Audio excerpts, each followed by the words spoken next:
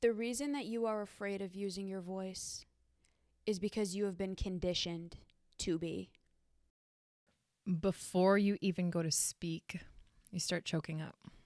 It feels as though you have a hand around your neck, or like some of my clients have said, a rope around your throat.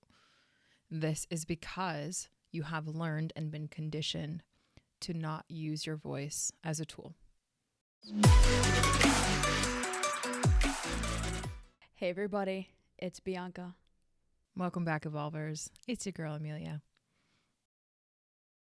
We sincerely hope you enjoyed the last episode. If you haven't had a chance to listen to it yet, listen to that one after you listen to this one. We told people how and where they can shove it. And this is kind of a antecedent to that, like a little precursor. Many of us are afraid of using our voice, and it leads us to not speak up for ourselves. It leads us to shy away from difficult conversations, to not advocate for our needs, to not say the things that we need to say. And I definitely was somebody that struggled with that for the majority of my life. I was a deeply, deeply insecure person. I was very shy, even though I didn't look it, and you never would have thought it. I struggled in relationships very much, and I was a people pleaser because for the majority of my life, I sincerely believed that I was a bad person and I wasn't good enough and I was unwanted and I was unlovable. And because of this, and because of experiences that I had as a child where when I spoke up, I was the problem. And when I spoke up, I was causing issues. Or when I used my voice, I was too loud and too much. I became someone who, out of fear, I wouldn't say what I thought. I wouldn't say what I needed. I didn't advocate for myself. And it led me into some really dark situations.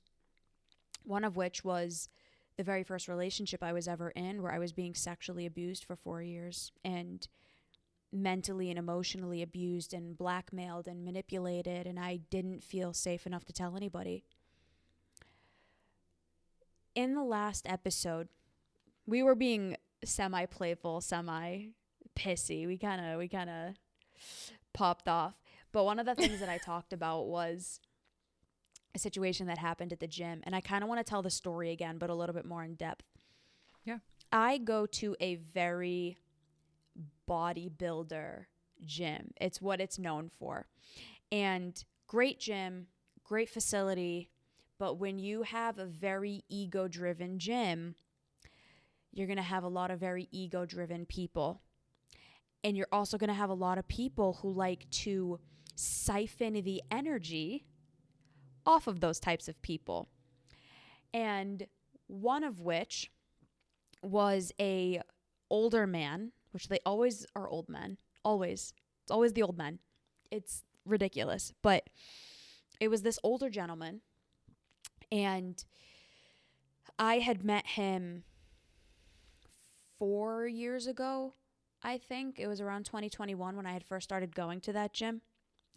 And because I was insecure and because I was a coward and because I was afraid of other people and afraid of being perceived in a bad light because I thought I was a bad person, this person came up to me all the time. He hugged me all the time, and I felt too afraid to say no because I didn't want to be perceived as a bitch and I didn't want to cause a problem.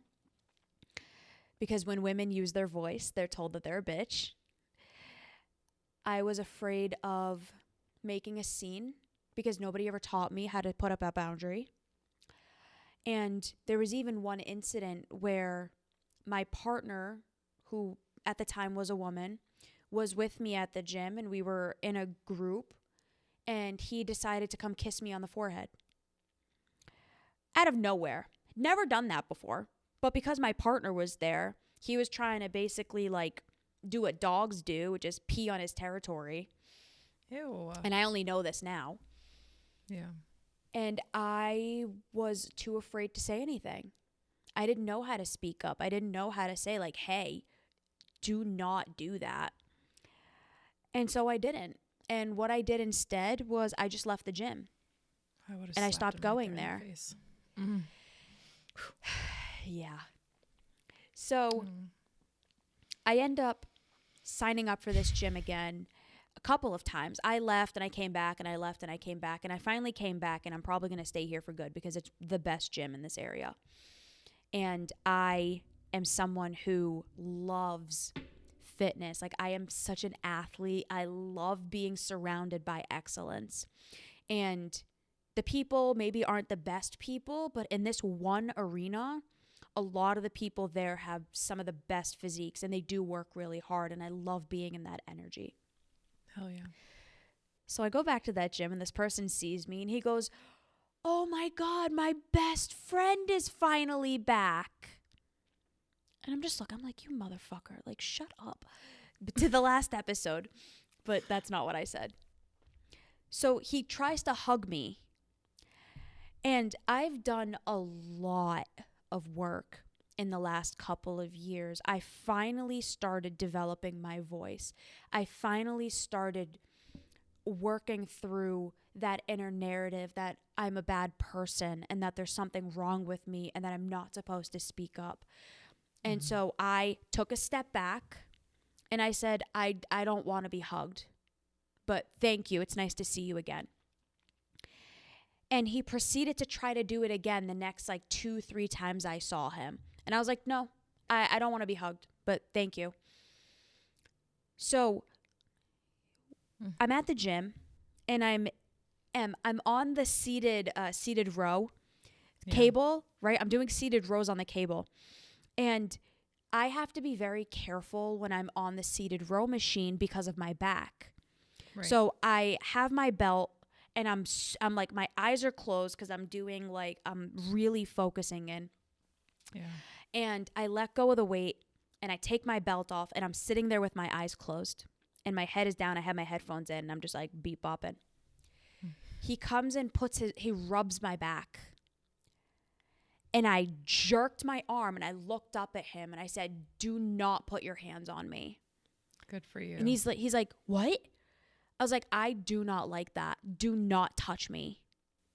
And he goes, "Oh, I just wanted to get your attention." And I was like, "I'm in the middle of a set. Yeah. What do you need?"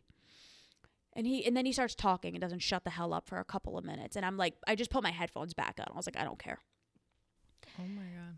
He has not spoken to me since then. And what he does now is he'll stare at me, waiting for me to come up to him, but also tries making it seem as though he's not paying attention because his ego got hurt. And a lot of people will tend to do this. When you bruise their ego, they get the holier than thou thing where they try to pretend like they don't see you, even though they're like waiting for the moment you finally give them attention. Oh my goodness. But that moment never would have happened if I didn't do the inner work on me to work through my fears and my insecurities and to undo all of the really destructive conditioning over the span of my life that taught me that my voice was a problem. I haven't talked much about this, and I honestly wasn't ready to talk about it, but I'm trying to own my story, and in the what's the phrase? In honor of whatever, of us talking about trying to finally use our voice, I'm going to open up a little bit about what my childhood was like. I struggled with mental health challenges as a child. I was a very emotionally dysregulated child, and I grew up in a home where my parents did the best that they could, but they were also extremely emotionally dysregulated. Didn't know how to control their emotions, didn't know they didn't know how to be emotionally there for us or mentally. They provided and they did everything that they could based on their capabilities, but they struggled significantly. And me and my siblings struggled a lot because of it. And the way that my siblings reacted to what was going on was to stay silent. And I didn't. I was a person who felt everything, and I still, but I've learned how to regulate it. I'm a person who feels things very, very deeply. And I was basically the alarm. We all felt all of the fire, basically. So we're in a home, and we all felt the fire. And what they did was they pretended it wasn't happening. And they just were helpful, and they learned to stay silent, and they learned how to just engage without actually addressing it. And me being the child that I was, going through the mental health challenges that I was going through because of everything that was going on, I used my voice and my body to highlight the issues. And my parents didn't know better. And I was deemed the problem and the problem child. And from a very young age, everybody knew that Bianca was the aggressive one, and Bianca was emotional, and Bianca was a problem. And that followed me into my adulthood, which is why I ended up in that toxic relationship and why a lot of the things that happened to me happened, because I sincerely believed I was a problem, and I believed that there was something wrong with me. And I, for a long time, and I recently worked through this in therapy, I thought I broke my siblings because I wasn't silent like they were, and I couldn't just shut up and deal with it like they could. So many people go through this. They are the ones who are screaming and yelling, saying something is wrong, and they are deemed the problem for it. Or a lot of people are like my siblings, where they learned to stay silent. And they learned never to use their voice and never to speak up because I'll give you something to cry about. Or if you think this is bad, wait and see what's going to happen when we get home. Or if you tell anybody what happened, I'm going to make it worse for you. Or they just witnessed what happened to other people who spoke up and used their voice. And so you become a child who is taught using your voice equals danger. Something bad is going to happen if I speak. Something is going to happen if I set a boundary. Something is going to happen if I advocate for my needs. Something is going to happen if I go tell somebody what's going on. And so you learn not to use your voice. You learn to stay silent.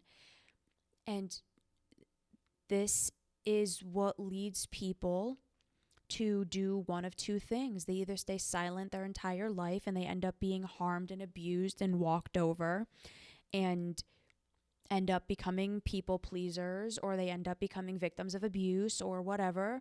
Or one day they finally lash out and someone says you're crazy and you're dramatic and you're problematic and now you're a problem. Yeah. And we want to help break that cycle, because Emilia and I, we are two people who did have to break that cycle in our own family. I mean, you've talked about this, that you were taught to stay silent too. Don't talk about it. It's covert too. It's not like it's necessarily explicitly said that way too. And that's the thing that is very sneaky in this, is that you might have those explicit messages, but they're also implicit. They're also, when you are sounding the alarm or when you are saying things and using your voice, no one's tuning in and listening or validating how powerful that voice was. You know, it could be even on the smallest level, like you saying that you like dinner and no one really acknowledging that you even just spoke. I know that happened a lot, you know, so number one, thank you for your vulnerability. I know it's not easy. And number two, you know, what you shared was in so many ways a lot of people's experience. And whether you're on the side of your end of that HSP, highly sensitive person. You feel everything. And you're not taught to regulate through or partner with your emotions like you experienced, or you're on the end of kind of some of your siblings and other people in this, where you just become the helpy helper, or you try to suppress that and not say anything. You just become silent, right? Like either way, it leads to extremely detrimental effects to our mental health, and it just continues and continues. And the silence, that the narratives that we have, that becomes just the survival mechanism to survive in the families that we have, or the circumstances, whether it be like, you know, church camp, or your athletic endeavors, or your family and friend dynamics. Like I had there was a prospect call that I had done recently. There was someone who, you know, she had been recommended to me, referred to me, and she, you know, I could tell that she wasn't ready for the level of work that I do when we first got in the call. And it was like an unconscious knowing, because when she first got in there, she could barely even speak. She was so afraid to even talk that what I normally do if someone wants to, you know, see if we're a good fit, like we'll actually have an alignment call, and we'll really see like, what are you trying to work on? What are some of the goals? Where are you struggling? And we'll get to know each other to really make sure that it's a vibe match. And I could tell immediately when we got in there, that's not what she needed. And we ended up going through, which was the first time that I had ever done this in a long time for someone that I had never met. Like we did a really deep meditation, not deep in like the bigger sense of depth that, I mean, I'm capable of going, but deep for her. And so that meditation, just in that half hour, what I heard from her was she described, she was like, honestly, like I was so afraid to jump on this call. I'm so afraid to speak up at all. My voice, we did a meditation on that it felt like a rope was tied around her neck. And that's what she said. And I've heard that so many times with people that have had to silence themselves from a really young age. And so I didn't come from the standpoint of, you know, what's wrong with you, or, you know, you're problematic or whatnot. I was more so from the standpoint of holding a space to be safe, so that she could even explore or contemplate like what actually happened, to where she started to feel that rock in her throat and the rope around her neck started. Like, when did that start? And we didn't go there, which is what the work that we would do would go to. But she said, you know, I from a really young age, I have been forced to be silent. And just like you, right, there's lies that she has had to tell herself in order to survive in the family systems that she was raised in. And so there was something that I learned in my trauma research that we had done that I had never heard about before, that I do want to share in this podcast for anyone that has had to be silent as a result of something bad happening if you did speak up, because it put it in a way that made so much sense when I started to explore its utility in the role of our experiences as human beings. And it's, you know, what the sentiment be, I don't know if you've ever heard this, but it's the lying triad and its dark guard is what it's called. Oh, we might have heard the dark triad, right? And that, you know, it's kind of a mix between narcissism, Machiavellianism, and something else. I forget what it is, but it's not that. It's related to the triad, the stories that we tell ourselves when we go through silencing events or any type of or form of abuse or trauma when we're really young. And, you know, I would actually categorize what you experienced clinically as emotional abuse and essentially emotional neglect. And that is clinically what it is. And so when you are the highly sensitive person and your family is ill-equipped to actually address the dysregulation that you had, them walking towards that and learning skills to teach you how to regulate yourself and co-regulate you is what you needed at a young age. And what a lot of parents do, unfortunately, because they don't know, right? Again, they're not taught, and it's not certainly like they're going out to learn because of the shame that's wrapped around this. When you have an alarm of a child who's willing to speak up and who's willing to call out the stuff in the family household that is dysfunctional, usually a lot of parents actually just kind of sweep that underneath the rug, and like fire, they try to like put it under like a lid. They try to put a lid on it. Just make it stop because we don't know how to handle this, right? And it dysregulates the parents. So when children experience abuse, or when people, right, experience any form of trauma or abuse, and it doesn't have to be big. Oftentimes when we talk about trauma and abuse, we think like, oh, someone got their, they were in a war and got their leg blown off, or they were literally hit across the head with a bat, right? Like that's abuse. But abuse is very small. Abuse is not having your emotional needs met. Trauma also can be experienced in a very small, subtle way because of how it impacts us internally.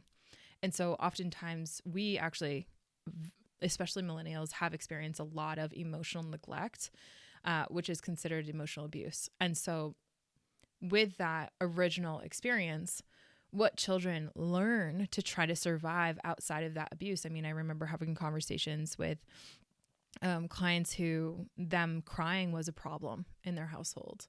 Them seeking a hug was an issue and an inconvenience in their household. Them having needs as a person in this world was a problem in the household. And so what children learn, or young adults, people learn in general in any social stratosphere, is that when they actually have this experience of abuse or of needs being neglected or not met by the people that they have an expectation and unconsciously need, and who are tasked and supposed to be giving and fulfilling of those needs, they have to, as a result, to deal with the pain and try to cope with the pain that they experience by not having those needs serviced or met by a caregiver, by a caretaker, by people that are supposed to quote unquote protect them. They have to tell themselves 4 different lies to try to see themselves and the world in a way that helps prevent the pain that actually is experienced when you have to go into this narrative of, my parents are incapable of meeting my needs. They had no intention to, they didn't try, and their trying wasn't enough for me because it still had me where I am. And so the 4 lies that I want to share, this is the lying triad in the dark guard. It's dark guard is number 1. When you're that victim of abuse at a young age, you have to first tell yourself this lie that you are to blame for the abuse. You are to blame for being the problem in the households. You are the one to blame for feeling emotions in the household and the family system, right? And so as a result of that, yeah, I'm feeling that right now. I'm feeling that right now. I'm literally, as you're talking, Em, and for anyone listening, I need you to know this, okay? I am actively doing cognitive restructuring in my own mind right now because I feel guilty for the story that I just told. I'm painting my family in a bad light. Everyone's going to hear this and get mad at me. Oh my God, I'm causing problems in my family. I shouldn't be talking about this. And literally having to actively tell myself, people need to hear this. You're not doing anything wrong by speaking up. You need to learn how to tell your story and have it be okay. So like, I'm literally, Thanks for sharing that. I don't mean to cut you off, but like I'm glad you did. To highlight this. Like I'm actively fighting this right now. And you might be actively fighting this too as you're hearing this and as you're hearing us talk about it. And that's okay. For sure. And that's why I really wanted to share this in this episode, because this lying triad and its dark guard, aka the lies that we have to tell ourselves to prevent us from actually using our voice or actually speaking our voice at all or sharing our truth.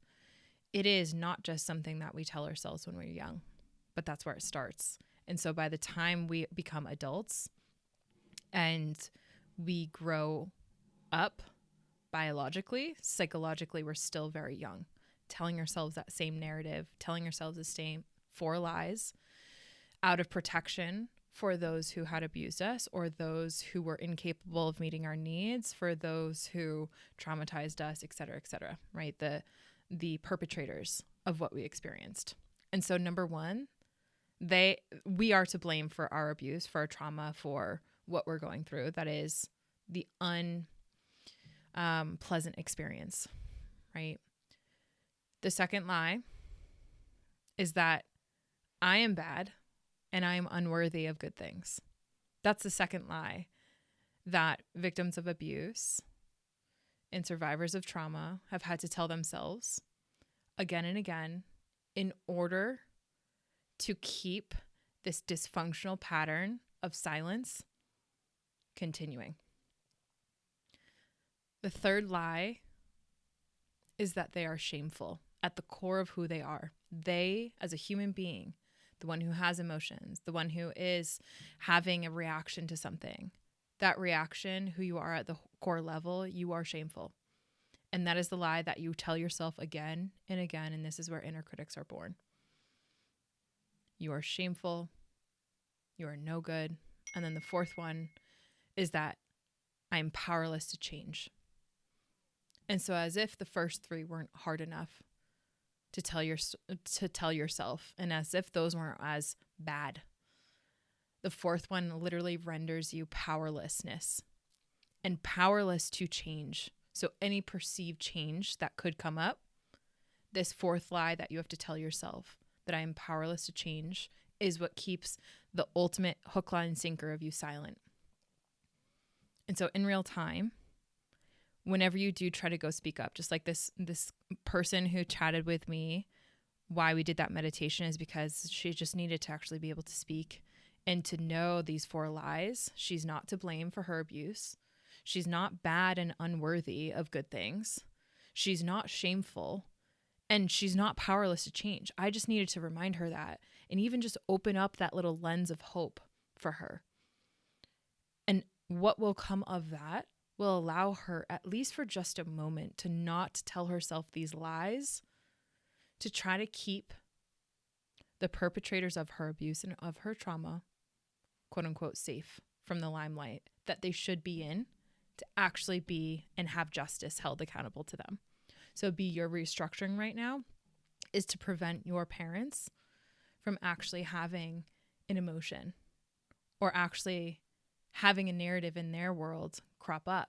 And I'm not pinning you in this, but like all of us, even when I tell my story, there is the lying triad at play, and the dark guard. The dark guard is that powerless to change, right? If I don't say anything, then everything will be fine. I might die slowly inside by not being able to be me, not feeling like I'm not the one to blame for my abuse or my trauma, that I might actually feel that I'm a good person, or I'm a good sister, or I'm a good daughter, or I'm a good mother, I'm a good whoever, right? And that I'm good and worthy of good things. Oh, for just a moment, I don't have to tell myself that I am not shameful at the core identity level, and I actually am able to change, and I have power in that. Whoa, that would change the entire what's called internal family systems that has modeled after your family and its system to prevent more shame from coming out of you actually speaking up. Because when you change and when you start to use your voice, what does that do? Inherently, because your family system is connected to you, that's why we fear, right? They have to change too, to some degree or another, or it creates a ripple effect. And so the fear of finally using your voice is because of the fact that fear used to operate as your only mechanism of survival. But here's the thing. You and I no longer are in that household. You and I are no longer in that family system in the way in which we were when we were 7, 5, 8.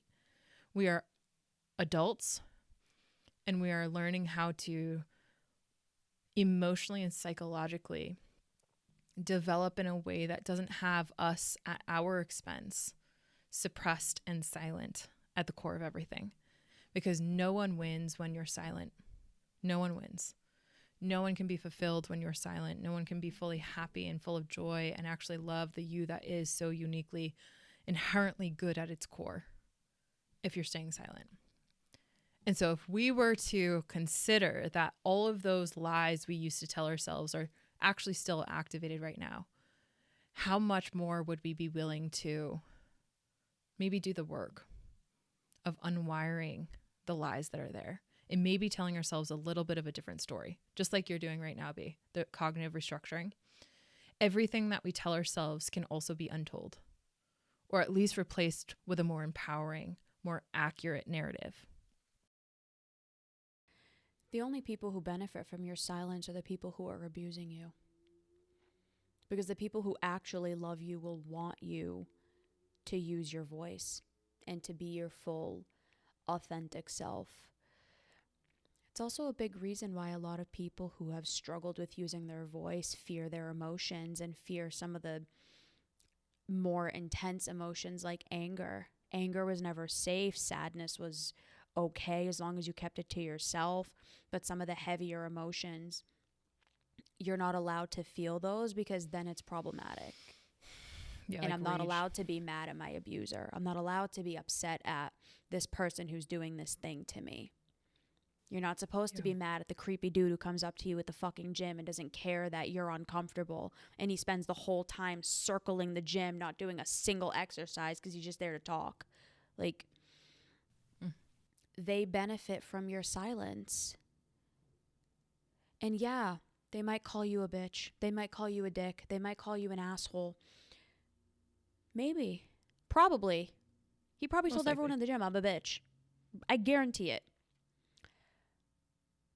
But I know my truth. I know how kind and how loving I am. I know the woman that I am and what I will tolerate and what I will not tolerate. And that's come with years of work. And I'm still working on it. I was just tearing up a couple minutes ago, like talking about this, right? Like this, some of these wounds, they will carry with you for a while, and that's okay. Don't let them control your choices, though. Don't let an old narrative run your life. Because if I allowed that narrative to run my life, I would not be sitting here right now. And I know a lot of people would not be getting the help that they need by me telling my story and speaking up. And I have people every single week reach out saying, thank you so much. I can't talk about it, but thank you for talking about it. And that's why we do this. And that's the power of using your voice. So you might not be on a big social platform, and that's okay, but there's people in your life that need you. And before any of that, you need you. Damn right. Your parts need you. Your younger self needs you. And you have the power to let that part of you be heard, to give that part what it needs, to help it feel safe, and to finally use your voice. This is a good one. I want to share too also like our inner critic, that part of us that like silences us before we can even feel like we can get a word out, right? That part was developed out of trying to protect you. And so what happens when the threat is no longer there? This part is still active. And so that's why, you know, the work that we do in the world at Evolve is so powerful because of the fact that it helps to update the software of your parts and helps you recognize that your brain is still operating based off of old data. What if you were to update that brain, those parts that were just in survival and protective mode, and help them understand that the threat isn't still persisting? You're removed from that situation, and you can not operate at all times out of protection. You can operate out of honoring your peace and honoring your tranquility, but that's a very different type of a vibration, of a functional system, if you will, to use one of my clients' words, of being than it is the scarcity, protecting, having to be in survival mode. And so it is really exciting when you realize that, but it doesn't walking that path on your own, it just does not do it. Trust me, I have been there where I had this narrative that I could do it on my own too. And that's where having supportive people that are psychologically safe, that help you on your own terms, start to step out of that uncomfortable normal for you, because it's going to be uncomfortable. And there are going to be those lies that will step in by your inner critic to make sure that you stay small and stay quiet, because it's still operating with old data. And so this is a really heavy topic when we think about it, and how silence has been used for generations to smooth over and smear over such despicable behavior and wild family dysfunction and neglect, abuse, trauma, etc. Nothing good, really. And it's also a wonderful opportunity for anyone who is listening to this podcast episode to really take that next step and recognize that we've been there. We've helped so many people take those small steps that are meaningful in their worlds, in their light, at a pace that feels safe for them. And so a part of that is making sure that you can be open to linking arms with someone that can help you, because it does feel impossible at first to do it on your own. And so my episode suggestion, if you like this episode, is 375, How to Stop Fearing Feedback.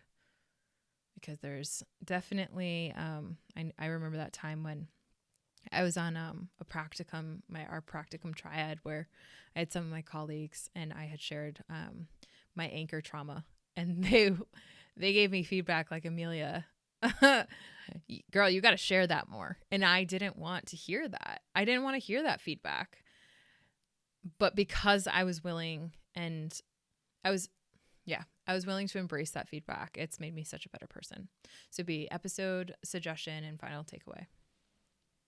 I feel good about the last thing that I said, so I'll end it there. Okay, awesome. 400, the ways avoidance is ruining your life. Thank you. This was heavy. We know that. Please reach out. You guys don't have to go through this alone. There are so many people. There's so many people struggling, and you don't need to be one of them anymore. So please reach out. We cannot wait to hear from you, and we'll talk to you soon. Bye, everybody. Bye, everyone.